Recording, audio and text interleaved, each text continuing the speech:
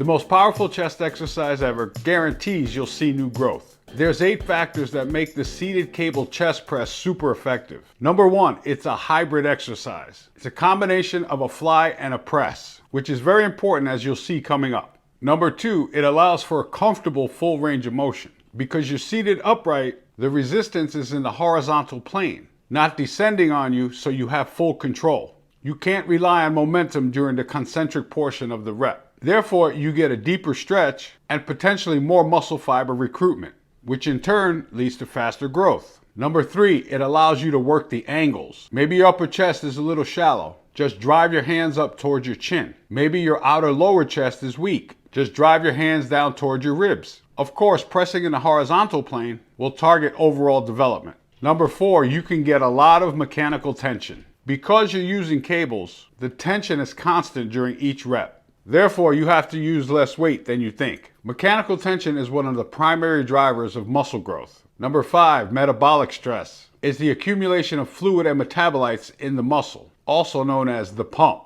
and occurs in the higher rep ranges, usually somewhere between 8 to 20. But the sweet spot is 6 to 12 reps, so you get mechanical tension and metabolic stress for even faster growth. Number 6, intensity techniques. This is especially useful if you train alone like I do. You can easily do drop sets by just resetting the pin. You can do rest pause by resting the load and then you go again. You can do a pre-exhaust. Start with flies and then do presses. This will tend to give you a really nasty pump.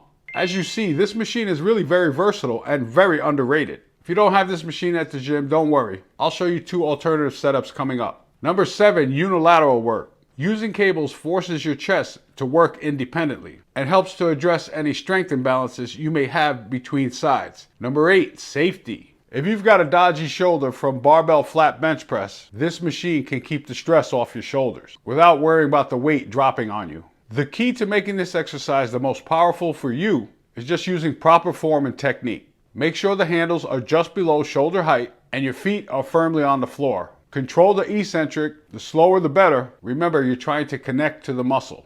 Of course, use a full range of motion and don't rush the concentric. Really squeeze with the chest. Programming. I train chest twice every 6 to 7 days. I use a push-pull leg split. Use whatever split works best for you and your schedule.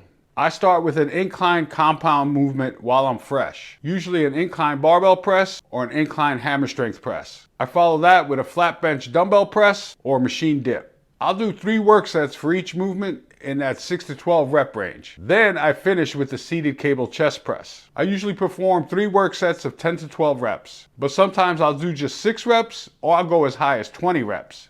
I'm not trying to confuse my chest. I just like to give it a different stimulus for growth so I don't get stale.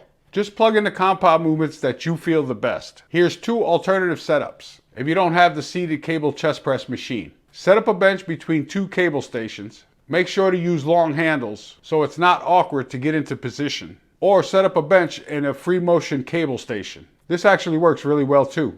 The biggest mistake I see with chest training is sticking with exercises you don't connect with because the general consensus says they're the best for chest growth. When I incorporated this one powerful chest exercise into my routine, it helped my chest see new growth even after training as long as I've been. I'm not saying the seated cable chest press is the be-all end-all of chest machines. I hope you'll comment with what you think is. I'm just giving you another powerful option. In my opinion, this machine checks all the boxes. Power tip: make sure to eat at least 50 grams of carbs and 20 to 30 grams of protein within 1 to 2 hours before you train chest. You want to have the resources for growth in place. If you train fasted, then get 50 to 100 grams of carbs and 30 to 50 grams of protein as soon as you can, but there's no need to rush. Then watch how to double your arms next. And as always, thanks so much for watching.